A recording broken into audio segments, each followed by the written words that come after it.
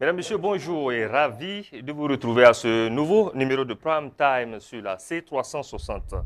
Aujourd'hui, nous allons parler de géopolitique, nous allons parler des BRICS. Eh bien, les BRICS sont un groupe géopolitique regroupant 10 pays du sud global, notamment des grands émergents tels que le Brésil, la Chine et l'Inde, des puissances régionales telles que l'Afrique du Sud, l'Égypte, l'Iran et la Russie, des pétromonarchies également, telles que l'Arabie saoudite, les Émirats arabes unis et des pays prétendument précaires mais à forte croissance économique tels que l'Éthiopie. L'objectif affiché au niveau des BRICS, eh bien, c'est de renforcer leur puissance et constituer un contre-pouvoir face aux Occidentaux. L'AES gagnerait à se joindre aux BRICS? Si oui, qu'est-ce qu'on aura comme implication, analyse et réflexion dans une poignée de secondes. Eh bien, pour les analyses, je suis en compagnie de M. Labidi Naba, il est le porte-parole du mouvement pour la cause du Faso Cause. Bonjour, M. Labidi. Bonjour Davira, bonjour à mes co-débatteurs et bonjour à tous les téléspectateurs de C360. Deuxième invité sur ce plateau, eh bien, c'est M. Alouna Traoré. Il est militant de la Révolution d'août 1983. Bonjour, M. Traoré. Salutations militantes à tous les téléspectateurs. Troisième invité sur ce plateau, M. Abdoulaye Nabaloum. M. Nabaloum est le président de la Confédération des associations et mouvements panafricains d'Afrique de l'Ouest. Bonjour, M. Nabaloum. Bonjour, M. Dabira. Bonjour à mes doyens, M. Traoré et M. Labidi. Bonjour à l'ensemble des téléspectateurs de C360. Le quatrième invité nous rejoindra depuis donc le Niger voisin via la technologie Zoom. Il s'agit de M. Abdoulaye Maïga. Il est membre de la Confédération des Africains pour une société équitable. Bonjour, M. Maïga. 365. Bonjour à vous. Bonjour. Ravi d'être avec vous toujours pour parler d'un sujet aussi important et la place de l'AES et ce que notre confédération peut apporter ou bien gagner à travers le BRICS. OK. C'est un plaisir de vous recevoir, monsieur Maïga. Eh bien, il existe déjà un mémorandum de coopération entre le gouvernement du Burkina Faso et l'Alliance internationale des BRICS, faut-il le préciser. Le mémorandum signé le 13 juin 2023 à Ouagadougou est un document d'entente qui définit déjà plusieurs domaines de coopération. Le mouvement, les BRICS, vise justement à rééquilibrer les échanges internationaux et à contester les éléments du dictat américain comme l'ingérence dans les affaires étrangères des pays et l'imposition de sanctions économiques qui affectent souvent les populations. Alors, Labidi, je vais commencer par vous. Alors, à regarder la dynamique des pays de l'AES, est-ce qu'on dira que l'AES gagnerait à collaborer, à coopérer rapidement avec les BRICS? Tout de suite, je répondrai par l'affirmative. Du fait que, vous savez, dans ce monde, il a toujours été polarisé. Depuis la fin de la Seconde Guerre mondiale, on a pu assister aux deux blocs. Le bloc capitaliste sous le leadership des États-Unis et celui dit communiste sous l'influence et le leadership de la Russie. Et au niveau de l'Organisation des Nations Unies, il faut dire que les droits de veto ont été aussi donnés à un certain nombre de pays qui avaient participé à cette guerre. Donc, les États-Unis, le Royaume-Uni, la Russie, la France et la Chine. Et pour les pays de l'AES, aujourd'hui, il faut dire que la dynamique que ces pays empruntent, qui est proche d'une dynamique un peu, pas un peu, fortement souverainiste, donc loin de ces perceptions où de ce carcan capitaliste, ces pays-là devraient bien sûr, normalement, avoir dans le concert des nations leurs partenaires.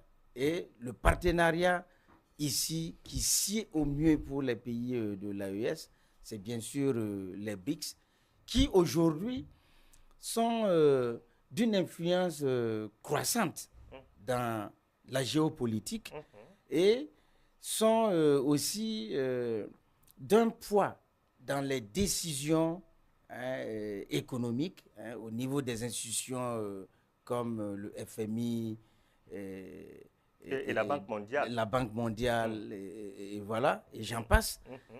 Et aussi au sein de l'ONU, où voilà, ces pays apportent un certain équilibre. Un certain équilibre, voilà, donc, qui nous permet d'avancer avec monsieur Aliouna Traoré.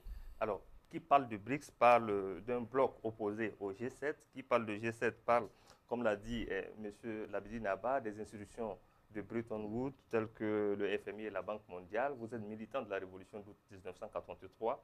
Justement, qu'est-ce que le capitaine Thomas Sankara pensait justement de ces institutions de Bretton Woods? Bon, c'est des institutions prévaricatrices. Prévaricatrices. Ils font partie de la toile d'araignée pour dominer le monde. Comme la dollarisation de toute la planète Terre, le contrôle de toutes les richesses, de toutes les intelligences, de tous les génies, de tous les savoirs, la concentration, le contrôle exclusif. Ça renforce l'exploitation, la domination, la seule vision. Les BRICS viennent justement pour casser la déconstruction, c'est la dédollarisation. Désormais et pour l'avenir, le monde, l'Occident collectif ne peut plus embrigader toute la planète sous le contrôle du dollar. Maintenant, c'est la multidimensionnalité. On n'a plus besoin... nous vivons une période assez grandement révolutionnaire. Le changement est tuilérique, ça vient des profondeurs. Aujourd'hui, nous ne nous rendons pas compte. Figurez-vous que vous vous promenez avec un simple portable, vous avez votre bureau, votre argent et tout. Qui l'eût pu imaginer il y a quelques années? Donc c'est vraiment une révolution des mentalités.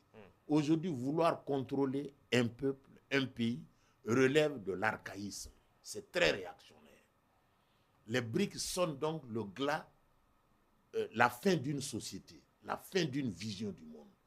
On multiplie tout. De Ouagadougou, on vend nos richesses et les virements sont faits. On n'a plus besoin de banque centrale. Et ça fait peur. Toutes les réformes, tous les savoirs sont mis à contribution et en cause.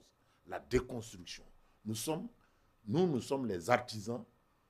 Nous sommes en train d'assister à l'avènement d'un monde nouveau. La crypto-monnaie consacre ça justement. Donc, les BRICS sont du carburant pour l'AES. Tous les États vont, tout le monde, même les États-Unis, l'Occident collectif même en train de taper à la porte des BRICS. Donc, c'est très révolutionnaire.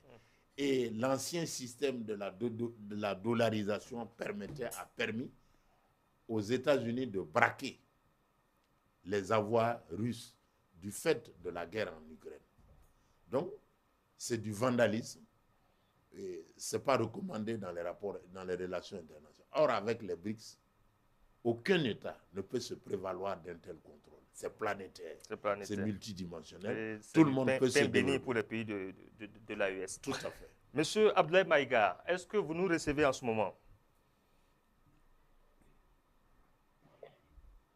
Alors, il me semble je vous reçois très bien, monsieur. Nous fait faux bon. Alors, monsieur Abdoulaye Nabadoum, quelle est la réflexion que vous menez? Je reçois très bien d'ici. Ah, ok. Vous me recevez. Monsieur Maïga, oui, je vous reçois de la Convention des Africains pour une société équitable, quelle est la réflexion qu'on mène à ce niveau-là? Mais dans un premier temps, le BRICS est un bouée de sauvetage pour l'humanité. Un bouée de sauvetage pour l'humanité. Je m'explique. Les clans occidentaux constituent encore les contre-valeurs de l'humanité.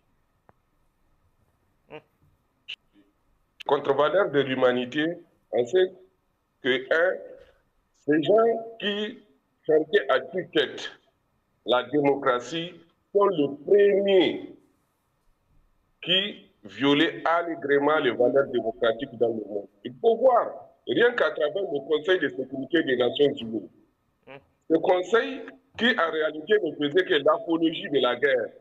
Parce que les 5 membres du Conseil de sécurité des Nations Unies sont là parce qu'ils ont détruit l'Europe, ils ont détruit le monde à travers 2 guerres mondiales. On les récompense pour avoir tué des millions de personnes en leur donnant des droits de veto. Alors que les peuples pacifiques que nous sommes, on n'a pas droit au chapitre. Ils décident de tout, qui tuer, qui vivre. Donc, le bloc occidental contre-valeur de l'humanité. Aujourd'hui, les BRICS nous servent sur un plateau doré la possibilité pour nous, citoyens de l'AES, et tous nous, citoyens libres du monde, de prendre une voie alternative à ce que l'Occident nous a servi depuis la création de l'Organisation des Nations Unies, qui est aujourd'hui une organisation dédiée. Cette organisation, à notre sens, au niveau de la Convention des Africains pour une société équitable, n'a plus sa raison d'être. Parce que tous les malheurs du monde, depuis sa création, ont pour origine des actes pris par cette organisation depuis l'Union. Aujourd'hui, vous avez vu, lors du sommet de l'AES au Éthiopie, la première fois, un peuple soutient un projet politique porté par les premiers responsables du pays. Le 6 juillet passé ici au Niger, en réalité, ce n'est pas le chef d'État qui s'était réuni ici, c'est le peuple de l'AES qui s'était réuni pour dire nous avons marre de ce qui se passe. Dans le monde, il nous faut une voie alternative. Et cette voie alternative, nous ne pouvons l'avoir qu'en ayant une proximité avec les BRICS qui, en réalité, font le même combat que le peuple de l'AES et les dirigeants de l'AES sont en train de faire aujourd'hui. Merci, M. Maïga. Restez avec nous pour la suite de ce débat. Alors, M. Nabaloum, je viens cette fois-ci à vous. Entendre M. Maïga depuis le Niger, le BRICS, c'est également l'alternative toute trouvée pour le développement des pays de l'AES. Est-ce le même regard que vous portez sur ce sujet? Alors, merci pour cette première question. D'abord, pour le BRICS, vous avez si bien donné qu'est-ce que c'est que les BRICS. La composition des BRICS aujourd'hui, qui fait 10 États au plan, qui sont déjà membres, et on annonce une vingtaine, une trentaine de pays qui veulent effectivement être membres. Aujourd'hui, le Burkina a une autre étape, puisque en mars dernier, si je ne me trompe pas, il y a eu les relations diplomatiques dans le sens de pouvoir avoir un représentant BRICS au Burkina Faso. Alors, si on regarde sur le plan géopolitique, c'est quoi effectivement la création ou en tout cas l'existence de ces BRICS-là? Donc, comme il a été indiqué, les BRICS viennent comme ce mécanisme-là au plan international qui consacre la multipolarisation de ce qu'est les relations internationales. Et aujourd'hui, et par le passé, le G5 était le seul groupe international qui encadrait l'ensemble de tout ce qui peut être relations internationales, surtout commerciales. Et dans ce G7, bien sûr, vous savez très bien la faible représentation des pays comme nous, les Africains, et bien entendu que ce groupe étant créé par le monde occidental, avait sa vision occidentale. Et du coup, l'évolution des relations commerciales au plan international a certainement conduit des pays comme la Chine, comme le Brésil, comme la Russie, étant aussi des puissances économiques, de regarder autrement cette politique du G7. Donc, de mon point de vue, voici d'où est venue l'idée de pouvoir créer les BRICS. Parce que les relations commerciales... Aujourd'hui, on parle de BRICS plus. Oui, c'est BRICS plus, tout à fait. Étant donné que beaucoup de pays entendent adhérer. Absolument. Parce que BRICS, ça s'arrête à l'Afrique du Sud. Et il y a d'autres pays qui sont venus après l'Afrique du Sud. Donc le plus, c'est pour tous les autres pays qui vont venir s'adjoindre effectivement à ce premier bloc qui est consacré effectivement cette entité-là. Donc, pour revenir, c'est dire que les relations commerciales internationales, c'est notamment à travers l'OMC, c'est notamment à travers la monnaie. Donc, qui parle de commerce international, d'abord la monnaie. On a vu que le monde entier, comme le doyen Traoré l'a si bien dit, c'est la dollarisation. Alors que, très bien, vous savez que pour les transactions avec le FMI, on parle de droits de tirage spéciaux. Donc, c'est dire que le fait de vouloir consacrer le dollar comme étant la monnaie mondiale n'est pas forcément l'idée la mieux partagée par les puissances comme la Chine, par les puissances comme la Russie, le Brésil, ainsi de suite. Le deuxième élément, c'est effectivement comment on commerce entre nos pays. L'OMC, c'est le régulateur qui est là, qui permet d'organiser tout ça. Mais dans cette organisation, il y a comme je dirais, des tractations et les puissances étant concentrées dans le G7, qui est manipulé par le monde occidental, c'est bien normal que les autres pays ne se retrouvent pas. Donc cette déoccidentalisation aujourd'hui arrangerait parfaitement les pays de l'AES en ce moment.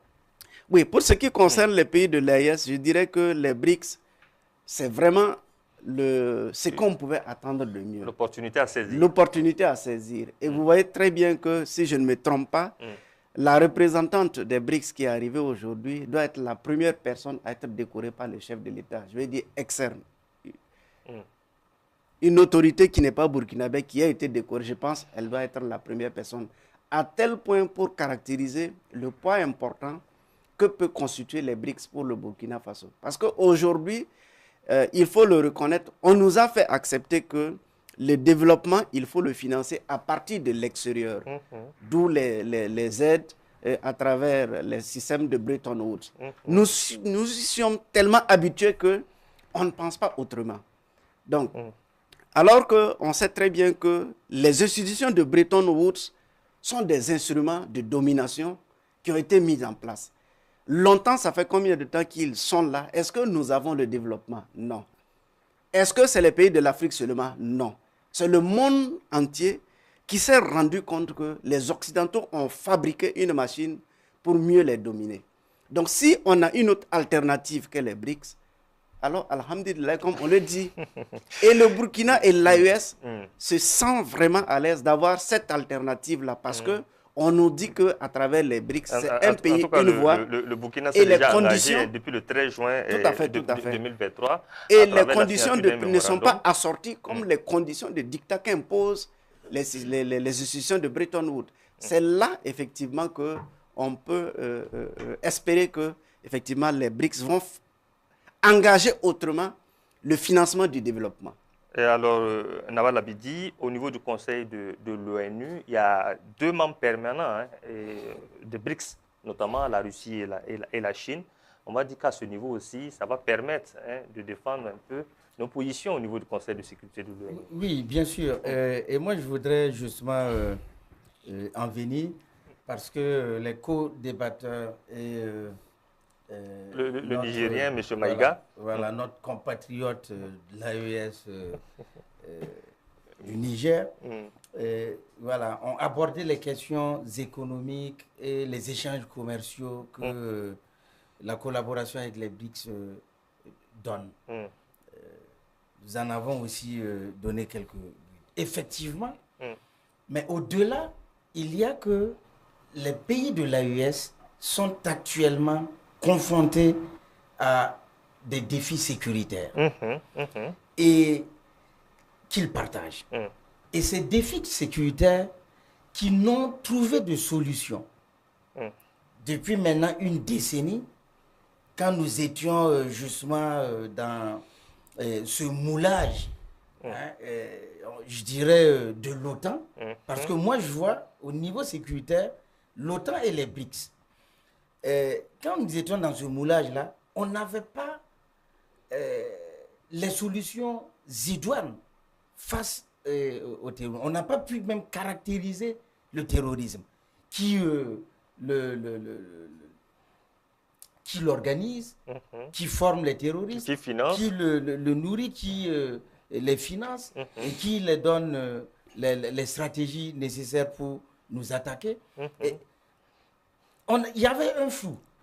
Il y avait des mots qu'on ne pouvait pas dire. Mais depuis qu'on s'est délié de ça et que nous sommes allés relativement vers les BRICS, qui sont aussi une organisation qui ont un poids, comme vous le dites, au niveau du Conseil de sécurité, qui permet justement que des décisions délibérées et des décisions contraignantes et aussi qui portent atteinte, hein, à la dignité et à l'intégrité des pays ne soient pris au niveau de ce conseil-là, qui n'est qu'un conglomérat si ces pays n'y étaient pas, hein, mais de pays qui veulent exporter leur influence, mais on n'en serait pas justement à un stade où aujourd'hui nous pouvons acheter nos armes librement, nous pouvons de façon endogène organiser notre propre résistance et notre propre offensive.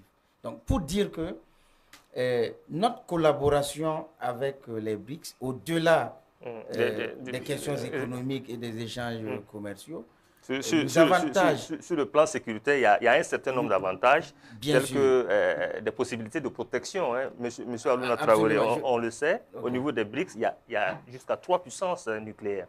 Tout à fait.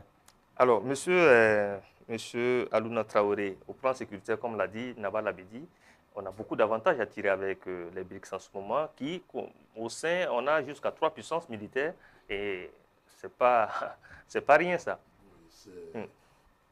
L'avantage des BRICS, c'est qu'elle nous donne le monde à peu de frais. Ça nous connecte au monde. Le camarade Nabalou m'a parlé de la multipolarisation du monde. On ne peut plus endoctriner, enchambrer quelqu'un. Un pays, un peuple, une collectivité. C'est fini. Maintenant, l'Occident collectif, ivre de domination et d'esclavagisation des peuples, veut créer une nouvelle société, une nouvelle race, les LGBTQ, qui est la perversion, le stade extrême de la liberté. Qu'on veut nous faire accepter d'ailleurs. Voilà, et planétaire. Les BRICS, au contraire, prônent l'humanité vraie. Les BRICS sont contre toutes les perversions. Donc, les BRICS portent avec eux l'avenir du monde, axé sur l'intelligence artificielle. Vous savez aujourd'hui avec moi que on n'a plus, avant on voyageait, on allait très loin pour acquérir le savoir. Au jour d'aujourd'hui, les hommes de génie et les sociétés de progrès restent chez elles et par le jeu de l'intelligence artificielle, on vous forme à domicile. Vous avez droit à tous les savoirs. Le génie de l'informatique constitue maintenant, on vous apporte chez vous à domicile et l'information et le savoir. Comment profiter. Et toutes les puissances d'avant sont déboussolées. La Bitcoin, la monnaie digitale, mais l'ancien monde est malade, ne comprend pas ce qui nous arrive. Thomas le disait en son temps, une dolettière, une vendeuse de dolo peut être ministre. C'est vraiment maintenant. Un ouvrier venu de n'importe où, vous allez à l'Onatel. Comme on le dit, l'intellectuel, ce n'est pas celui qui a fait les grandes études, voilà, mais celui qui trouve des solutions. Voilà, celui qui trouve des solutions. Du fait de l'intelligence artificielle, vous allez à la place L'Onatel, vous voyez un enfant, il n'a jamais fait l'école, mais il vous maîtrise l'outil portable. Et il est capable de vous régler en un quart de temps, en un bref de temps, il vous répare votre ordinateur. Alors que quand vous allez chez les intellectuels, ceux qui ont eu un parcours académique, bureaucratisé, mesuré, ils ne peuvent pas sortir de ces carcans-là. Or, voilà un monsieur formé nulle part. Vous connaissez, vous les journalistes, vous êtes actuellement en rude compétition avec les réseaux sociaux. Qu'on le veuille ou pas, malgré tout le mal qu'on dit des réseaux sociaux, il y a quand même des vérités qui se disent dans les réseaux sociaux. Ils sont On tellement... va dire que les réseaux sociaux ont permis Voilà. l'éveil de conscience. Voilà. Du Les peuple journalistes africain en ne ce se moment. retrouvent plus. La perte des repères. En fait, ce n'est pas la perte des repères.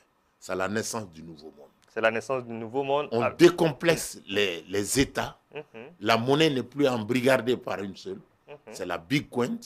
Et ça, je vous assure que les tenants du pouvoir ancien, l'ordre, l'organisation du monde, comme il a dit, les Nations Unies avec toutes les organisations satellites qui vont avec pour mieux dominer le monde, est désaxé. Au jour d'aujourd'hui, les BRICS portent l'avenir du nouveau monde. On reste des humains, on ne va jamais devenir des sauvages. Un homme ne doit pas aller avec un homme. Un homme va avec une nature contraire pour prolonger l'humanité. Avec eux, c'est des enfants préfabriqués et le contrôle par la génétique, on nous fait la guerre biologique. Alors, on dirait finalement que les BRICS sont une bénédiction pour ce nouveau monde. Alors, M. Maïga, au-delà des considérations, des questions d'ordre économique et de la technologie dont a fait cas M. Traoré, les BRICS pourront apporter quoi à nos pays de l'AES dans cette collaboration? Je l'ai dit à l'introduction que les BRICS constituent un bouée de sauvetage, et ça dans tous les domaines. Tout à l'heure, M. Traoré a évoqué le problème sécuritaire, le défi sécuritaire. Nous avons vu, depuis un certain temps, nos États de l'AES n'ont plus de problème d'accès aux armes pour combattre nos ennemis. Alors que hier seulement, lorsque les BRICS n'existaient pas et que le monde est monopolaire, simple munitions, nous avons des difficultés à les avoir. L'accès au savoir. L'accès au savoir est un défi. Aujourd'hui, nous n'avons plus besoin d'aller à l'Occident pour apprendre. M. Traoré l'a dit, dans nos salons, on peut tout apprendre. Et ces États du BRICS peuvent former nos cadres pour avoir des points d'excellence dans nos États. Sur le plan alimentaire, avant, on avait des sérieux problèmes des matériaux et d'entrain pour nous auto-alimenter, particulièrement ici au Niger. Et depuis un certain temps, nous avons vu que ce défi a trouvé une solution. Aujourd'hui, le Niger est en train de se transformer en un veste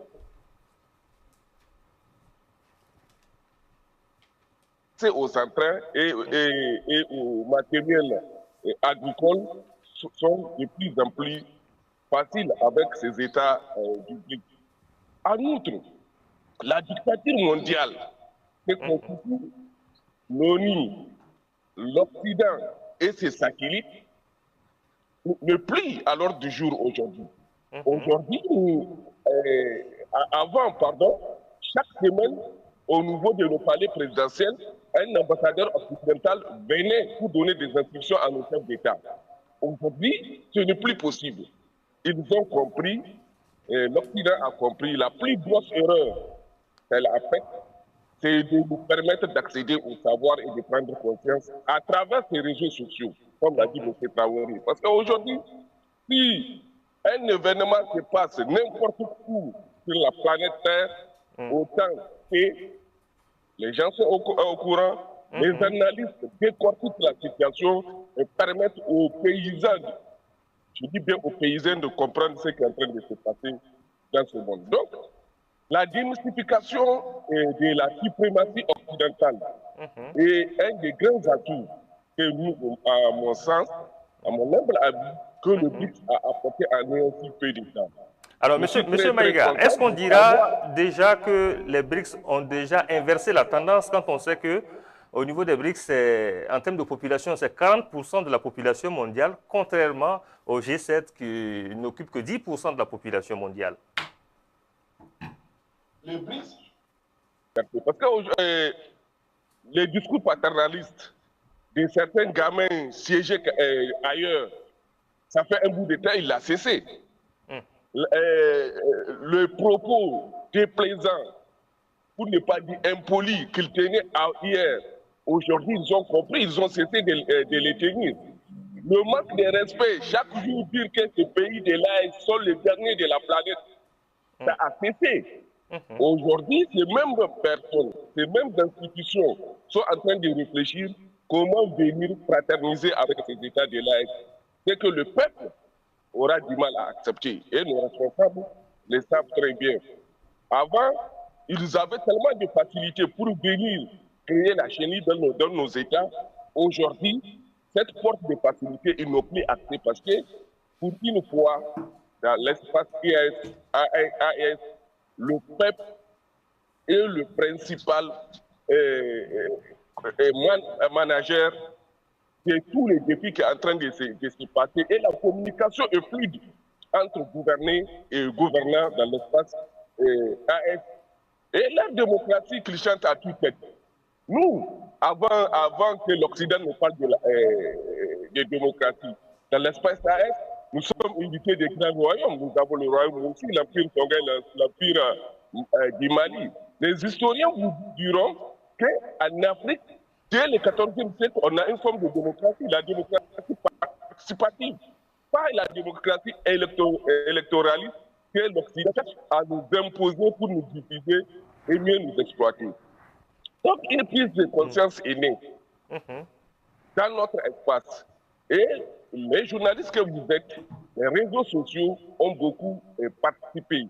C'est le lieu de vous remercier pour ce travail extraordinaire que vous êtes en train de battre pour une prise de conscience et un changement de mentalité dans notre espace. Merci. Pour ne pas monopoliser la parole, je dirais l'AS, le BRICS, sont condamnés à cheminer ensemble parce qu'ils défendent les mêmes valeurs, ils ont les mêmes défis et ensemble, ils ne peuvent que triompher. Et nous saluons la présence et l'arrivée du représentant du BRICS au Burkina Faso parce que quand je lis le mémorandum de l'AS, il y a la diplomatie commune. Donc s'il y a un représentant du BRICS au Burkina, ça veut dire qu'il est au Mali, il est au Niger. Donc on ne peut que se féliciter de la présence de ce représentant du BRICS au Burkina Faso. Merci, monsieur Maïga. Alors, l'Abdi Naba, tel que monsieur Maïga l'a dit, alors c'est une opportunité. Alors, monsieur Nabalou, excusez-moi, mais vous pouvez réagir très rapidement. D'accord, ok. Merci. Pour moi, je vais aller d'abord sur les faits par rapport à cette question-là. Donc, quand on regarde la situation d'insécurité qui est survenue au Sahel, dont sont victimes le Burkina Faso, le Mali et le Niger, on a eu deux côtés. Le côté gauche, je dirais, c'est le monde occidental qui s'est caractérisé être les premiers instigateurs de ce terrorisme-là. Et avec en tête la France, qui fait partie du G7. Et aussi les États-Unis avec le temps qu'on a compris. Et de l'autre côté, nous avons ceux-là qui sont venus en aide aux pays de l'AES. D'abord, à commencer par la Russie, qui s'est montré vraiment être un partenaire. Un bon allié militaire. Un bon allié militaire. Et à plusieurs domaines, hein, on a vu au domaine énergétique, ce que le Burkina est en train de réaliser avec la Russie en ce moment. Donc, du côté, et quand vous regardez, il y a la Russie, il y a eu la Chine, et ensuite il y a eu l'Iran. C'est-à-dire que l'ensemble des pays du BRICS viennent pour soutenir l'AES. Et à contrario, l'ensemble du monde occidental et du G7, c'est eux qui sont en train de créer toute cette pagaille, tous ces désordres au Sahel. Donc c'est tout à fait naturel que les pays de l'AES se sentent d'abord en sécurité, se sentent soutenus par les pays du BRIC. Ça, ce sont les faits et c'est réel, c'est connu de tout le monde. Jusqu'au niveau culturel. Jusqu'au niveau culturel. Et c'est ainsi. Donc, le deuxième élément, après la guerre, c'est l'économie, c'est le développement qu'il faut financer. Et je vais encore ajouter un fait au niveau de la guerre. Lorsque vous prenez ce mécanisme, G7 monde occidental et les BRICS, vous voyez que lorsque nous avons voulu acquérir des armes, le monde occidental ne nous a pas permis. On nous a donné un circuit qui ne nous permet pas d'avoir les armes.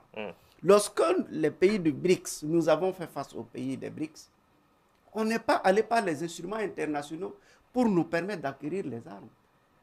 Tout l'arsenal que le Burkina, le Mali et le Niger ont payé ne sont pas passés par ce mécanisme international. Cela a été favorisé par les BRICS, par les pays du BRICS. Donc, vous voyez que ça, ce sont des faits qui montrent à souhait que ce multipolarisme-là est une nécessité pour la survie même de nos nations. Et il s'est caractérisé toujours pour les pays du Sahel, le développement. Aujourd'hui, la Russie a ouvert cette possibilité pour nous, Burkinabés, pour les Maliens, d'avoir ce qu'on a appelé une centrale nucléaire. La France qui nous a colonisés, ça fait combien de temps que nous sommes sous les pieds de la France? Aucun jour, il n'a été question de construire ne serait-ce qu'une centrale qui nous rendrait indépendants, avoir de l'énergie à moindre coût. Alors que tout le monde sait foncièrement que le développement passe par la maîtrise de l'énergie et des infrastructures. Chose que le monde occidental a toujours refusé. Bon, n'a pas favorisé, on va dire. N'a pas favorisé, malgré la mise en place des institutions de financement et de développement. Ils n'ont pas pu engager, ils n'ont pas pu le concrétiser. En si peu de temps, la Russie nous donne cette opportunité sur un plateau d'or. Donc, ce n'est pas, c'est pas qu'on le veuille ou qu'on ne le veuille pas. Ce sont des faits qui traduisent. Et nous ne pouvons que accepter cet accompagnement, ce partenariat-là, qui, visiblement, nous fait grandir en tant que nation. Ça passerait, cela impliquerait quoi au niveau AES? Est-ce qu'il va falloir déjà avoir créé notre propre monnaie pour aller ou ce passage impliquerait quoi, M. Labiti? Oui, déjà, il faut noter que ce qui a concouru à la mise en place de l'AES, c'est bien sûr cette volonté pour ces différents pays d'avoir leur souveraineté véritable, de pouvoir de façon pragmatique opérer les politiques publiques dans une vision de développement endogène de l'espace et singulièrement de leurs différents pays. Donc, dans ça, la monnaie est un instrument fondamental que l'AES mettra en place. Elle le mettra en place sans tambour ni trompette, comme exactement elle a quitté avec fracas la CEDEAO. Un beau matin, on verra qu'on a une nouvelle monnaie. Et nous sommes sortis des carcans imposés par l'impérialisme, par les pays de l'OTAN, du G7, qui, avec ces instruments, nous ont maintenus toujours dans l'asservissement. Quand nous parlons de notre développement, nous indexons les difficultés que nous avons dans nos pays, on nous dit non, écoutez, est-ce que c'est l'impérialisme qui vient vous empêcher, par exemple, de construire vos routes, de poser des rails partout, d'avoir votre autosuffisance alimentaire, d'avoir les armes? On osait nous dire ça.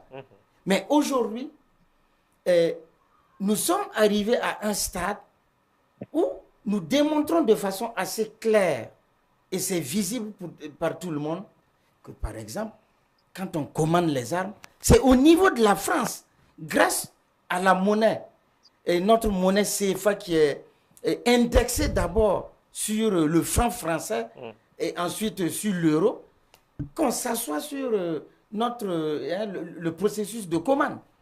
Donc on joue sur le temps, on ne peut pas avoir d'armes. C'est aussi à cause de ces liens morganatiques avec la France et toute sa suite, l'Occident, qu'au niveau de l'ONU, la France est notre porte-plume. Nous ne pouvons rien dire au niveau du Conseil de sécurité ou même à l'AG. Les discours qu'on fait sont des discours qui font même endormir les participants. C'est Thomas Sankara qui est venu en 86 réveiller justement ce monde-là avec un discours tonitruant qui déversait la réalité de ce qu'il a porté comme message des peuples du tiers-monde, si ce n'est pas du quart-monde. Donc, je veux conclure en disant que les pays de l'AES vont forcément avoir leur monnaie. Les pays de l'AES sont dans la meilleure sphère de leur, en tout cas, de leur dynamique, de l'implémentation de leur dynamique de souveraineté et de développement endogène en étant avec les BRICS. Parce que, comme on l'a si bien dit, depuis les indépendances, nous sommes restés avec des organisations, avec des pays qui n'ont jamais voulu notre liberté, qui n'ont jamais voulu notre indépendance, qui n'ont jamais voulu notre essor économique. Et là, il y a l'opportunité qui se présente. Alors, monsieur Traoré, au Burkina, le Burkina et les BRICS, il y a déjà un mémorandum qui a ficelé plusieurs domaines de coopération. Mais au niveau AES, le passage impliquerait quoi? Qu'est-ce qu'il va falloir pour que l'AES parte en bloc? Vous voyez, je suivais les co-débatteurs, le camarade Labiti et le camarade Nabaloum. J'en retire l'école de la guerre. L'école de la guerre. L'épreuve judicieuse de la guerre nous a permis de découvrir qui nous fait la guerre, pourquoi on nous fait la guerre, pourquoi on nous emmerde de temps, tous les schémas. Avec qui collaborer désormais? C'est tellement ordurier. La guerre, cette guerre-là nous a révélé beaucoup de choses. La prise de conscience. Nos incapacités deviennent des capacitations. Tout le narratif qu'on nous avait. La guerre, l'école de la guerre nous a permis de découvrir beaucoup d'ordures. Ces puanteurs, le système de l'araignée, comment on a embrigadé les peuples dans des structures. J'entendais les camarades tous dire que la création de la monnaie. Mais l'AES est déjà dans la monnaie, la crypto-monnaie. Ne pensez pas qu'on pourra encore nous attraper. Vous parlez encore ancien. Nous sommes déjà dans le nouveau monde. Mais est-ce qu'il ne faut pas une monnaie propre à nous? Non, on aura, ne vous en faites pas. Le Bitcoin internationalise toutes les monnaies, toutes les richesses. Ne sont plus adossées au dollar. La dédollarisation impliquerait nécessairement trouver un code. L'or, au commencement, c'était axé sur l'or. Les commerces au niveau mondial se fera. L'OMS, toutes les anciennes structures vont tomber en désuétude. Le nouveau monde dont je parle, acté, on aura notre monnaie, mais déjà avec le Bitcoin. L'école de la guerre nous enseigne qu'on ne peut plus embrigader des peuples, on ne peut plus nous faire ceci. Avec les contraintes, tous les moyens utilisés par les puissances occidentales, l'OTAN, je veux dire, pour nous faire la guerre et faire des récupérations, nous faire peur et installer les bases militaires pour mieux nous asservir, en fait, le but premier de cette guerre-là, mieux nous dominer, la recolonisation de nos États, l'installation des bases militaires pour sauvegarder leurs richesses. L'école de la guerre enseigne, met au goût du jour toutes les perfidies occidentales pour nous dominer. Nous connaissons maintenant Que veut dire la pauvreté? Que veut dire la domination? Les histoires de monnaie, le droit de plume, l'école de la guerre nous enseigne que on nous a menti. On ne nous a pas dit la vérité. Les peuples de l'AES s'éveillent dans le nouveau monde avec les nouveaux outils, les nouvelles organisations d'avenir que sont le BRICS, la Big Coins. On ne peut plus nous serrer. On nous a enfermés, empêchés. Toutes les barrières, comme les coureurs d'obstacles, on a passé à tous les obstacles. On ne peut plus nous contraindre. Donc les puissances anciennes souffrent notre liberté. Voici ces peuples-là. Tout ce qu'on nous avait interdit de faire, nous pouvons le faire aujourd'hui avec beaucoup de fierté. C'est l'affirmation de notre souveraineté. Donc pour me... Réalisable. Alors, on a moins de 10 minutes. Je vais me tourner vers mon cher ami du Niger. Monsieur Maïga, en quelques 5 minutes, ce passage impliquerait quoi concrètement pour nos pays de l'AES voulant aller justement en bloc avec les BRICS en 5 minutes? Non, le passage est obligatoire pour le pays de l'AES parce que nous avons décidé, comme je l'ai dit tantôt, le peuple d'abord et après les dirigeants. Parce que contrairement aux autres organisations, l'AES est né à travers l'AES des peuples d'abord. Donc c'est une des rares organisations qui existe aujourd'hui qui est soutenue à 100% par son peuple, qui l'accompagne et qui est prêt à toutes les privations pour que l'organisation puisse atteindre ses objectifs. Et les résultats aujourd'hui, je prends l'exemple du Niger, est probant sur le plan sécuritaire. Donc aujourd'hui, quand les petits voyous de ce qu'on appelle djihadistes, qui ne le sont pas, parce que ce sont des petits délinquants en armes qui circulent dans la sous-région, quand il faut une attaque ici au Niger, ce n'est pas obligatoirement l'armée nigérienne qui réplique. Si l'armée burkinabé est proche de la zone, avant l'arrivée des forces armées nigériennes, les forces armées burkinabé sont déjà sur place pour régler leur compte. Ce qui fait que nous observons une baisse significative de leurs actions macabres sur le territoire de l'AES. Ça, c'est un point de gagné et nous nous en félicitons. Toujours par rapport au Niger, il y a 15 mois de cela, si on dit à quelqu'un que l'État peut revoir l'ensemble du système éducatif pour nous débarrasser des saletés qui sont dans nos livres d'histoire, qui font l'apologie de la colonisation, de l'impérialisme, qui présentent l'occupant comme un héros et les victimes comme des lâches, on va dire que ce n'est pas possible. Aujourd'hui, en moins d'un an, ici au Niger, nos livres d'histoire ont été débarrassés de ces clichés et de ces mensonges historiques.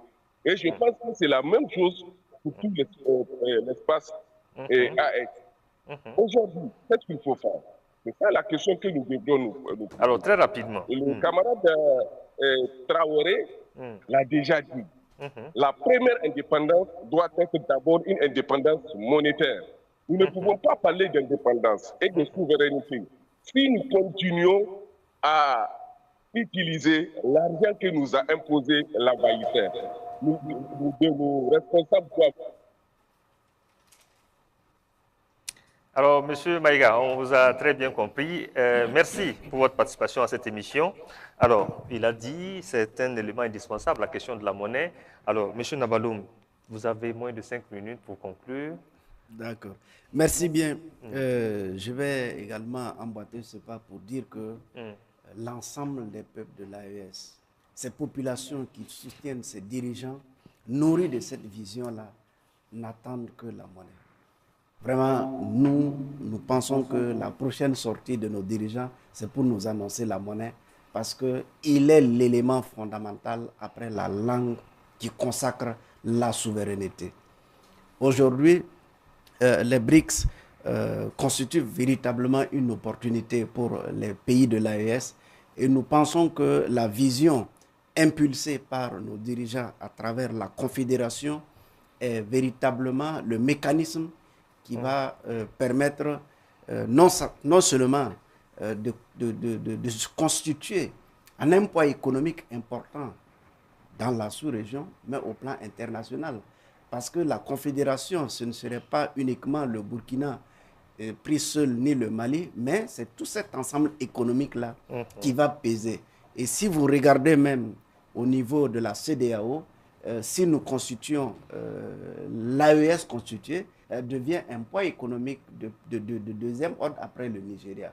Donc fondamentalement, la création de la Confédération est une opportunité qu'on ne perçoit pas à présent toute la portée de cette ingéniosité. Mais je voudrais terminer en saluant quand même la vision, l'exemple et les leçons que le président Traoré nous donne. On a parlé des BRICS parce qu'on veut parler de développement. Je m'en vais pour prendre pour exemple l'APEC. Je m'en vais pour prendre pour exemple les cotisations du peuple pour financer la guerre. Ce sont les deux bases essentielles de ce qu'est le développement. Le président Traoré nous a montré que, de par nous-mêmes, nous pouvons assurer le développement. Nous avons pu cotiser, c'est nous qui payons les armes pour les VDP, c'est nous qui cotisons, c'est par notre cotisation nous ne tendons plus la main comme de par un passé récent. Exactement. Nous sommes en train de construire des usines avec notre propre argent. Donc ce sont des leçons que le président Traoré a su mettre en œuvre. Ce n'est pas de la théorie, ce sont des faits réels. Et nous le saluons pour ça. Et c'est une invite à l'ensemble des Burkinabés qui sont encore sceptiques d'encourager et de soutenir ces dirigeants qui montrent de la volonté à travailler pour sortir le Burkina Faso et c'est de la domination. C'est invite que nous allons mettre un terme à cette émission. Naval l'avait dit. En 30 secondes, alors. Oui, en 30 secondes, moi je voulais rapidement dire que, comme l'a dit Thomas Sankara, nous ne pouvons laisser à nos ennemis d'hier et d'aujourd'hui le monopole de la pensée, de l'imagination et de la créativité. Il a dit aussi, le camarade Traoré l'a dit, ce qui est imaginable par l'homme est réalisable par l'homme. Mais ces deux éléments-là sont à propos aujourd'hui. Ça veut dire que par rapport à la monnaie, vous verrez des professeurs d'université, des Africains noirs de peau, qui vont dire non, écoutez, c'est impossible. Voilà, la monnaie, non, ce n'est pas comme ça. C'est un processus qui nous lance sur des siècles. Un processus, non, on ne se lève pas du matin au jour et puis on crée la monnaie. Je dis, voilà, nous disons que c'est faux. Nous pouvons créer notre monnaie tout de suite et maintenant. Deuxièmement, le camarade capitaine Ibrahim Traoré, comme l'a dit Nabaloum, a implémenté ce qui est imaginable par l'homme. Il a cité l'APEC. Moi, je parlerai des dernières décisions en conseil de ministres. Les rails, on va les fabriquer nous-mêmes. On va relier toutes les villes. Les 45 provinces. Oui, les chefs du Burkina à Ouagadougou, pas des rails. Moi, j'aimerais bien quitter Fada avec un train à vitesse pour venir travailler ici et repartir dormir à Fada. Si on avait eu ces idées en 1960, aujourd'hui, on n'en serait pas... on va dire que ce sont des idées révolutionnaires et c'est pas M. Traoré. Il y a l'agence burkinabé de l'énergie atomique. On n'aurait jamais imaginé ça. Ces mêmes gens issus d'écoles de quoi nous diront non, on ne peut pas parler d'atomique au Burkina Faso. Donc nous disons, par ces deux citations du camarade capitaine Thomas Sankara, implémentées par le camarade capitaine Ibrahim Traoré, que c'est possible. Et avec les BRICS, nous allons aller loin. Et je vais conclure en disant que nous devons arracher notre droit de veto au Conseil de sécurité. Voilà donc qui est bien dit, monsieur Labidi. Merci d'être passé. Je rappelle que vous êtes le porte-parole du mouvement pour la pause de Faso Cause. Merci pour vos réflexions. Merci, monsieur David. Merci à vous, monsieur Abdoulaye Nabaloum. Vous êtes le président de la CAMPAO, la Confédération des associations et mouvements panafricains d'Afrique de l'Ouest. Merci à vous, monsieur Dabira. C'est un plaisir toujours de partager et salutations à l'ensemble des panafricains. Merci à vous, monsieur Alouna Traoré. J'allais dire camarade Alouna Traoré. Ça peut aller. Ça peut aller. Voilà. C'est ça, Camarade Alouna Traoré, merci d'être passé. Merci. Je rappelle que vous êtes militant de la Révolution de 1983. Merci. Merci à vous, monsieur Abdoulaye Maïga, membre de la Convention des Africains pour une société équitable. Merci pour vos analyses sur ce sujet d'actualité. À vous, chers téléspectateurs, merci pour votre constante fidélité à cette émission et à très vite avec d'autres sujets de débat d'actualité.